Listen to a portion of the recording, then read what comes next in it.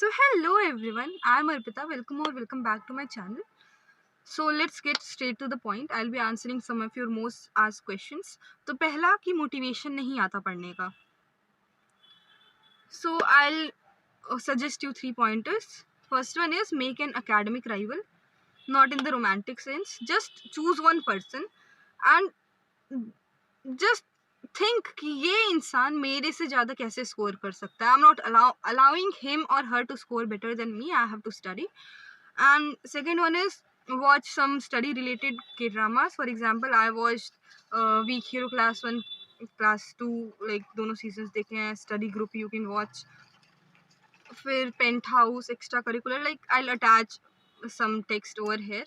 उसमें जितने भी मेरे को अच्छे लगे हैं, like I was so motivated by the character Siyun in Week Hero Class 1 that I even started walking like him, penguin की तरह ऐसे कूद कूद के चलने लगी है. फिर third one is pretend someone is watching you. Well, why to pretend? You know, right? God is everywhere. He might be in your study room and he is watching you. Just think कि तुमको उन्हें believe कराना है. You have to make God believe कि भगवान देखिए, I am studying, I am giving my all to this exam.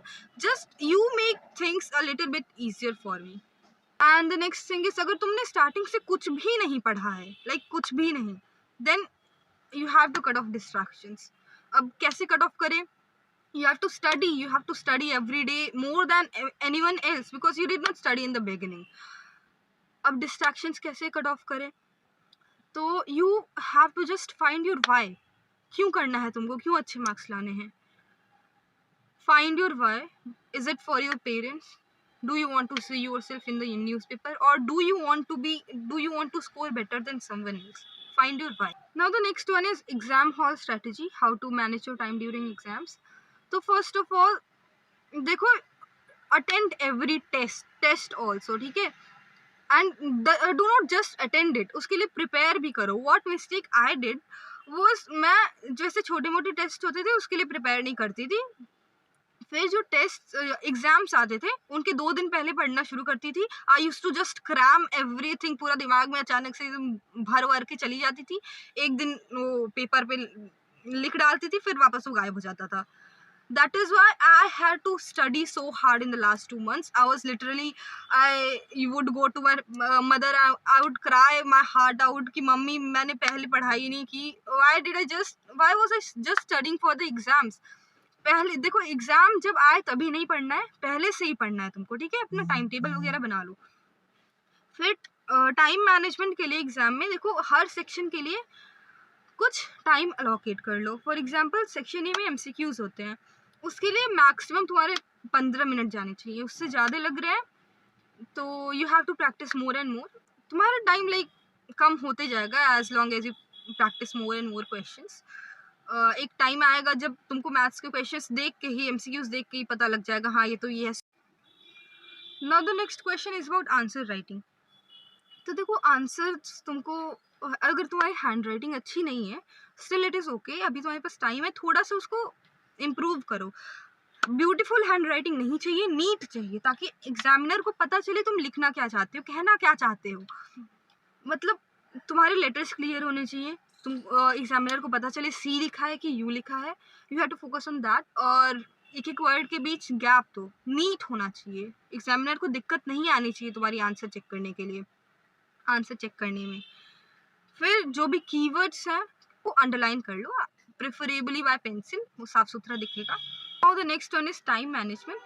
So many of you said कि तुम्हारे ट्यूशन्स भी होते हैं, फिर स्कूल भी होता है, तो सेल्फ स्टडी का टाइम नहीं मिल पाता है. देखो, self study is the most important thing.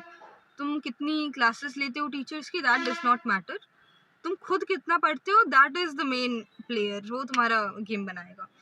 So if you are regularly in a school और कोचिंग, रोज़ रोज़ जाना पड़ता है, तो आई सजेस्ट कि स्कूल से 5 दिन जाओ, 2 दिन छुट्टी ले लो बीच बीच में, 1 हफ्ते में, and just clear all your backlogs, study in those 2 days, self study कर लो. और थोड़ा और जो भी तुमको थोड़ा थोड़ा टाइम मिल रहा है, स्कूल अगर बस से जाते हो उस पर ही अपने फ़ोन पे क्वेश्चंस वगैरह देख लो स्क्रॉल करते हुए, या नोट्स वगैरह एक बार रिवाइज कर लो. फिर सिलेबस कब तक ख़त्म करें? आज से जब भी तुम्हारा प्री बोर्ड 1 हो तब तक ख़त्म हो जानी चाहिए। व्हाट मिस्टेक आई डिड वो तो तुमको पता ही है। मैं बस एग्ज़ाम के लिए रट लेती थी 2 दिन पहले, इसलिए मुझको बाद में बहुत ज़्यादा दिक्कत आई थी। तुम अच्छे से सिलेबस ख़त्म कर देना, not just for the exam. अभी तुम्हारे पास काफ़ी टाइम है। You also asked can I score 95% from September? Yes you can. Extra time देना पड़ेगा, पढ़ते रहो, यू कैन, ठीक है। Now the next question is about backlogs. तो देखो, अगर तुम्हारे बैकलॉग्स बने हैं तो यूट्यूब से जाके कंसेप्ट क्लियर कर लो, वन शॉट वगैरह देख लो, जो भी छोटा से छोटा तुमको मिले। Then go on your batch. जो भी टॉपिक में तुमको दिक्कत आए, अब कैसे पता चलेगा दिक्कत आ रही है? क्वेश्चन सॉल्व करके। तो तुमको लगे कि इस टॉपिक में मुझको दिक्कत आ रही है तो बैच से वो वाली पूरी वीडियो देख लो कंसेप्ट क्लियर करने के लिए। एंड आई सजेस्ट कि टाइम हो तो जो भी चैप्टर तुम यूट्यूब से पढ़े हो एक बार नोट्स स्क्रॉल कर लेना, ज़्यादा टाइम नहीं लगता है, ताकि तुम्हारे टीचर्स बैच पे कुछ एक्स्ट्रा पढ़ाए हो तो वो भी तुमको पता चल जाए। Next question is about attendance. तो देखो, अगर अटेंडेंस के लिए तो दिक्कत आती है। अगर तुम सही से अटेंड नहीं किए, 75% अटेंडेंस नेसेसरी होता है। वो भी तुम चीट कर सकते हो इस भी रूल को। इफ़ यू स्कोर गुड, अच्छे मार्क्स आते हैं तो टीचर्स विल फॉरगिव यू, इतना दिक्कत नहीं होगी। अगर मार्क्स सही नहीं आ रहे तो लास्ट में मेडिकल सर्टिफिकेट वगैरह बहुत घचपच हो जाता है बोर्ड्स के टाइम पे। सो आई सजेस्ट कि अपना अटेंडेंस या तो बनाए रहो या तो मार्क्स अच्छे स्कोर करो। So now let's move on to the subject wise strategies. First of all maths. तो मैथ्स तो देखो, मैंने स्टैंडर्ड ली थी। I scored 97 out of 100. अब स्टैंडर्ड में if you have chosen standard, तो RD या RS या कोई भी क्वेश्चन बैंक लगा लो। एवरीथिंग इज नाइस, ठीक है। क्वेश्चन बैंक अलग अलग क्वेश्चन तुमको मिल जाएंगे। RS is also good. RD ली है तो आई सजेस्ट कि एग्जाम्पल्स कर लो, ज़्यादा मेहनत करने की ज़रूरत नहीं है। अगर तुम्हारे पास टाइम नहीं है, एग्जाम्पल्स कर लो। और भी टाइम नहीं है, सितंबर से ही स्टार्ट किया है तुमने, बिल्कुल टाइम नहीं है, तो ट्रायंगल्स और सर्कल्स से रिलेटेड जो भी चैप्टर्स हैं वो सॉल्व कर लेना RD से। क्योंकि बाकी सब चैप्टर्स जो जिस भी टीचर से तुम पढ़ रहे हो वो सॉल्व कराएगा ही, अलग अलग क्वेश्चंस हो जाएंगे। ट्रायंगल्स और सर्कल्स में ही लास्ट में बहुत दिक्कत आती है, क्योंकि इसमें अलग अलग क्वेश्चंस थ्योरी बेस्ड क्वेश्चंस बहुत बन जाते हैं जो समझ में हो सकता है नहीं आए। सो वो RD से कर लेना। I studied from Hrithik sir. He teaches really well, ठीक है। उनसे 50% से नीचे वाला भी बच्चा पढ़ सकता है, 95% प्लस वाला भी बच्चा पढ़ सकता है। He make you understand the question, he make you think कि क्वेश्चन आए तो सोचना कैसे, थिंकिंग प्रोसेस कैसे करनी। तो कोई भी नया क्वेश्चन आएगा you will be able to solve it very easily. Shobhit भैया is also very good. I attended his classes during gap days. उनको भी तुम रेफर कर सकते हो, he is also a very good teacher. If you are not sure about the teachers तो जो जिस भी बैच से तुम पढ़ रहे हो उनको फॉलो करो। फिर मैथ्स में एक फॉर्मूला नोटबुक भी बना लेना जिसमें सारे फॉर्मूलाज हों, ज़्यादा टाइम नहीं लगेगा, ठीक है। और फिर practice more and more questions. Maths में द की इज प्रैक्टिसिंग। तुमको थ्योरी पता है, तुमको थ्योरम्स पता है, सब कुछ पता है, डजंट मैटर, प्रैक्टिस करना पड़ेगा, स्पीड भी चाहिए। Now the next subject is science. तो साइंस में देखो, NCERT इज द की। सारे क्वेश्चन NCERT से ही बनेंगे।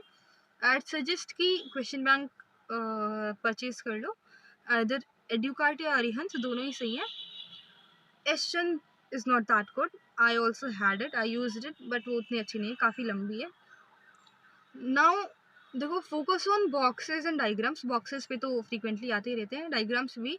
अभी मेरे सेट में आया था कि which blood vessel brings back to the heart and from the heart write something about them. ऐसे वो शायद दिया नहीं था, डायग्राम सही था, I don't remember it nicely. फिर देखो, डीपली पढ़ लेना, एक्स्ट्रा थोड़ा सा हटके भी। That is not just important for boards, but अगर तुमको साइंस स्ट्रीम साइंस लेनी है आगे जाके, that will help you quite a lot. CBSE से होगी तुम्हारी बहन का, ICSE वालों पे रोला जम रहा है वही एक्स्ट्रा पढ़ने की वजह से, तो पढ़ लेना एक्स्ट्रा। फिर SST में देखो, तुम्हारी मर्जी है तो शॉर्ट नोट्स बना लो, या तो जो पैरा है, पैराग्राफ लिखा हुआ है उसके बगल में पॉइंटर्स में ऐसे लिख देना। अगर तुम्हारा इतना बड़ा पैरा है तो 1 2 3 पॉइंटर्स में जैसे 2 2 3 3 वर्ड्स का समरी टाइप ऑफ लिख देना, काफ़ी हेल्पफुल रहेगा। फिर ज्योग्राफी में जो भी पाई चार्ट्स है मिनरल्स वाले में, मैन्युफैक्चरिंग इंडस्ट्रीज में, वो भी मैं रट के गई थी। लाइक उसका सीक्वेंस याद कर लेना, सबसे ज़्यादा कहाँ है, फिर कहाँ है, फिर कहाँ है, फिर कहाँ है, वो भी मैं याद करके गई थी। What questions came in my set, सबसे हार्डेस्ट सेट जो भी था हर एग्जाम में मेरे को मिला था। I already told you guys. फिर मेरे सेट में लाइक ऐसे क्वेश्चंस आए थे, देखो आई attach the photos here. History में आया था मैप से, दैट आई डिड। इको में आया था थोड़ा बाहर से, दैट आई डिड। फिर ज्योग्राफी में आई प्रिपेयर्ड एवरी मैप, फिर मैप के बीच से आ रहा है। Like NCERT didn't even tell कि ये भी याद करना है। Like I am not going to learn 100 map pointers like this only, right? इतना टाइम भी नहीं है मेरे पास। फिर वो मेरा गड़बड़ हुआ था। फिर सिविक्स में ये जो पेज है इसे भी याद कर लेना। Like I knew about the parties, ठीक है। आरएलडी आया था, I knew it was of Uttar Pradesh, but मेरे को सिंबल नहीं पता था। ट्रिपल प्रॉब्लम्स दी थी उन्होंने, इट वाज रियली हार्ड। तो वो सब भी तुम पढ़ लेना, टाइम मिले तो, that is some extra thing, क्योंकि 1-2 मार्क्स का ही आएगा जो भी एक्स्ट्रा आएगा। पहले तुम अपना बैकबोन क्लियर करो, क्लियर नहीं मतलब बनाओ एक। फिर इंग्लिश, देखो English is somewhat easier from the other subjects. उसमें तुम्हारा देखो कुछ नहीं पढ़ने का मन कर रहा है तो इंग्लिश के चैप्टर्स रीड कर लो, फिर सोते वक्त एक बार रीड कर लो 10 मिनट निकाल के, it will be done. Poems को डीपली समझ लेना, उससे आते हैं कंसेप्चुअल मतलब डीप क्वेश्चंस जो दिमाग हिलाने वाले होते हैं, उनको अच्छे से समझ लेना किसी टीचर से। You can refer to dear sir, always the good. फिर अनुराग सर को भी रेफर कर सकते हो। 6 to 8 questions came directly from his last day marathon in my English paper, वो भी long answer including long answer, short answer वगैरह, you can refer to him. फिर हिंदी के लिए भी पोम्स बहुत इंपॉर्टेंट है, ठीक से समझ लेना। You can either refer to Hindi अध्यापक या magnet brains. CBSE also provides you competency based questions, वो भी तुम कर सकते हो। फिर if you say I will attach my Hindi notes, they were really good. देखो what your main focus in writing Hindi and English answer should be is कि तुम मेन कीवर्ड्स लिख रहे हो कि नहीं आंसर के।